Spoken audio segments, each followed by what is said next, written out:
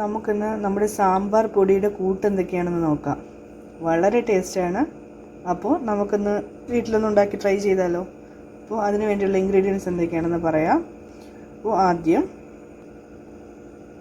അതിനായിട്ട് ഞാൻ 2 table spoon പച്ചമല്ലി എടുക്കുകയാണ്.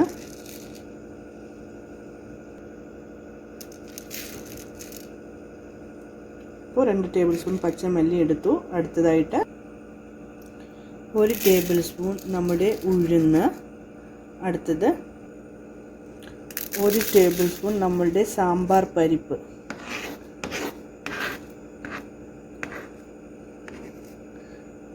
അപ്പോൾ 2 ടേബിൾ സ്പൂൺ പച്ചമല്ലി, 1 ടേബിൾ സ്പൂൺ നമ്മുടെ ഉഴുന്ന് പരിപ്പ്, 1 ടേബിൾ സ്പൂൺ നമ്മുടെ സാമ്പാർ പരിപ്പ്,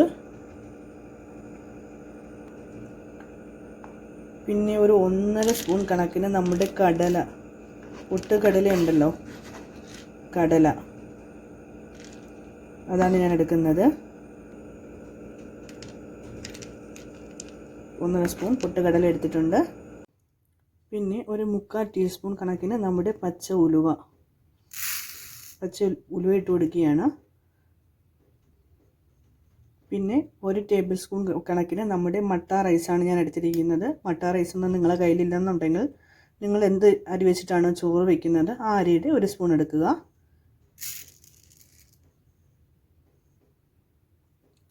പിന്നെ ഞാനിവിടെ ഒരു 5 വറ്റൽമുളക് ഞാൻ എടുത്തിരിക്കുകയാണ്.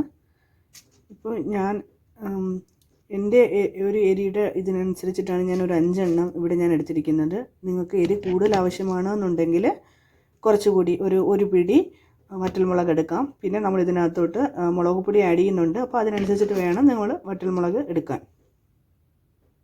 പിന്നെ ഇതിനകത്തോട്ട് ഞാൻ അടുത്തതായിട്ട് ചേർക്കുന്നത് കുറച്ച് കറി ലീവ്സാണ്. അപ്പോൾ ഇത്രയും ഇൻഗ്രീഡിയൻസ് ആണ് ഞാൻ എടുത്തത്. പിന്നെ പോരാഞ്ഞിട്ട് ഞാൻ മഞ്ഞൾപ്പൊടിയും മുളക് പൊടിയും എടുക്കുന്നുണ്ട്, അത് പുറകെ പറയാം. അപ്പോൾ ഇത്രയും ഇൻഗ്രീഡിയൻസ് ആണ് ഞാൻ എടുത്തിട്ട് ഇതിനെ ഞാനൊന്ന് കഴുകി ഉണക്കിയാണ് പൊടിച്ചെടുക്കുന്നത്. അപ്പോൾ നിങ്ങൾക്ക് കഴുകുന്നതായിരിക്കും, നമ്മുടെ മല്ലി ഇതൊക്കെ ഒന്ന് കഴുകിയെടുക്കുന്നതായിരിക്കും ഹെൽത്ത് ബെനിഫിറ്റ്. അപ്പോൾ നിങ്ങളിതൊന്ന് കഴുകിയെടുക്കാൻ നോക്കുക. അപ്പോൾ കഴുകിയെടുത്ത് നന്നായിട്ട് ഉണങ്ങിയതിന് ശേഷം നമുക്കൊന്ന് ചൂടാക്കി പൊടിച്ചെടുക്കാം. അപ്പോൾ ഞാനിതൊന്ന് കഴുകി ഉണക്കിയിട്ട് വരാം. പിന്നെ ഞങ്ങൾ ഈ കറിവേപ്പില കഴുകി ഉണക്കി കഴിഞ്ഞാൽ കറിവേപ്പില അങ്ങ് ഉണങ്ങിപ്പോകും. അപ്പോൾ കറിവേപ്പില മാത്രം നന്നായിട്ടൊന്ന് കഴുകി ഒന്ന് കോട്ടൺ തുണി വെച്ചിട്ടൊന്ന് അതിൻ്റെ വെള്ളം ഒന്ന് ഒപ്പിയെടുക്കുക. ബാക്കിയൊക്കെ ജസ്റ്റ് ഒന്ന് കഴുകി ഉണക്കിയെടുക്കുക. അപ്പോൾ ഞാൻ ഇതൊക്കെ ഒന്ന് കഴുകി ഡ്രെയിൻ ചെയ്ത് വെച്ചിട്ടുണ്ട്. നമുക്കിനി ഇതൊന്ന് വെയിലത്ത് വെച്ച് ഉണക്കിയെടുക്കാം. അപ്പോൾ നമ്മുടെ സാമ്പാർ പൊടിയുടെ കൂട്ടുകളൊക്കെ ഇവിടെ കഴുകി ഉണക്കി നന്നാക്കി ഡ്രൈ ആക്കി എടുത്തിട്ടുണ്ട്. നമുക്കിതിനെ ഒരു പാൻ അടുപ്പത്ത് വെച്ച് ചൂടാക്കി അതിനകത്തോട്ട് ചെറുതായിട്ട് ചൂടാക്കി എടുക്കാം. അപ്പോൾ ഇവിടെ ഒരു പാൻ അടുപ്പത്ത് വെച്ച് ഞാൻ ചൂടാക്കിയിട്ടുണ്ട്. വളരെ കുഞ്ഞു തീയിലാണ് ഇട്ടിരിക്കുന്നത്. അതിലിട്ടാണ് ഞാൻ സോട്ട് ചെയ്തെടുക്കുന്നത്. അപ്പോൾ നമുക്ക് ഉണക്കി വെച്ചിരിക്കുന്ന കൂട്ടുകൾ അതിനകത്തോട്ട് ഇട്ട് കൊടുക്കാം. അത് വളരെ കുഞ്ഞു തീയിലിട്ട് നമുക്ക് ഇതിനെ ഇളക്കി കൊടുക്കാം.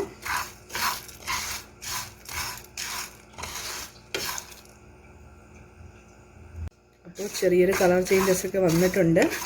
അപ്പോൾ ആ സമയം കൊണ്ട് നമുക്ക് ഇതിനകത്ത് കിടക്കുന്ന നമ്മുടെ മുളക് അത്യാവശ്യം ചൂടായി. നമുക്ക് മുളക് മാത്രം എടുത്തു മാറ്റി വീണ്ടും നമുക്ക് ഗോൾഡൻ ബ്രൗൺ ആകുന്നത് വരെ നമുക്ക് ഇതെല്ലാം ചൂടാക്കിയെടുക്കാം.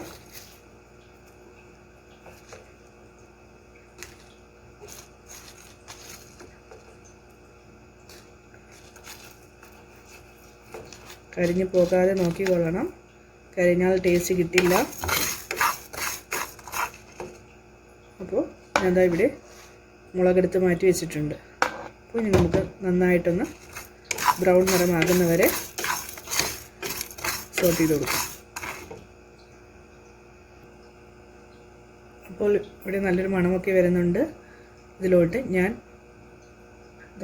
ഇത്ര മഞ്ഞൾപ്പൊടി, ഒരു 3/4 ടീസ്പൂൺ ഇടിപ്പിച്ച് മഞ്ഞൾപ്പൊടി, 1 ടേബിൾ സ്പൂൺ കണക്കിന് മുളക് പൊടി. ഞാനിവിടെ കാശ്മീരി ചില്ലിയാണ് എടുത്തിരിക്കുന്നത്. നിങ്ങളുടെ കാശ്മീരി ചില്ലി ഉണ്ടെങ്കിൽ അതെടുക്കുക, അല്ലാന്നുണ്ടെങ്കിൽ സാധാ മുളക് പൊടി എടുക്കുക. അതും അതിൻ്റെ പച്ചമണം മാറുന്നവരെ ഒന്ന് ഇളക്കി കൊടുക്കുക. പിന്നെ ഇതിലോട്ട് ഞാനൊരു 1 ടീസ്പൂൺ കണക്കിന് നമ്മുടെ പൊടിക്കായമാണ് ഞാൻ ഇട്ട് കൊടുക്കുന്നത്. ഇട്ട് കൊടുക്കുകയാണ്.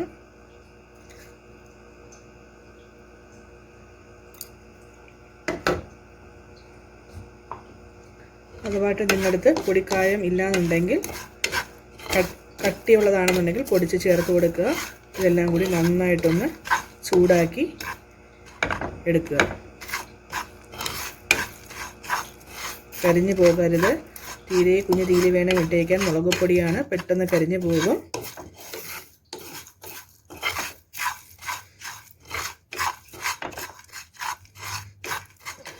നല്ല കായത്തിൻ്റെയൊക്കെ മണം, ഡ്രൈ ആയ കായത്തിൻ്റെ മണമൊക്കെ വരുന്നുണ്ട്. അപ്പോൾ നമുക്കിനി ഫ്ലെയിം ഓഫ് ചെയ്യാം. തണുത്തതിന് ശേഷം ഈ കൂട്ടുകളൊക്കെ നമുക്ക് മിക്സിയിലൊന്ന് പൊടിച്ചെടുക്കാം. അപ്പോൾ നമ്മുടെ കൂട്ടൊക്കെ നന്നായിട്ട് തണുത്ത് വന്നിട്ടുണ്ട്. അപ്പോൾ നമുക്ക് ഒരു മിക്സിയുടെ ജാറിലിട്ട് പൊട്ടിച്ചെടുക്കാം. മിക്സിയുടെ ജാറ് നല്ല ഡ്രൈ ആയിരിക്കണം. വെള്ളത്തിൻ്റെ അംശമൊക്കെ ഉണ്ടെന്നുണ്ടെങ്കിൽ നമ്മുടെ പൊടി ചീത്തായി പോകും. അപ്പോൾ നമുക്കത് ജാറിലിട്ട് പൊടിച്ചെടുക്കാം. അപ്പോൾ നമ്മുടെ സാമ്പാറിൻ്റെ കൂട്ട് ഇവിടെ റെഡി ആയിരിക്കുകയാണ്. നന്നായിട്ട് പൊടിഞ്ഞിട്ടുണ്ട്.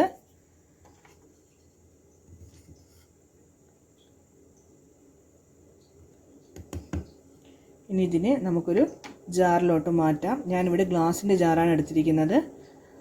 കഴിയുന്നതും ഗ്ലാസിൻ്റെ ജാറിൽ തന്നെ ഇടാൻ ശ്രദ്ധിക്കുക. പ്ലാസ്റ്റിക്കിനേക്കാളും ഗ്ലാസിൻ്റെ ജാറിലാണ് കൂടുതൽ നാൾ കേടാകാതിരിക്കുക. അപ്പോൾ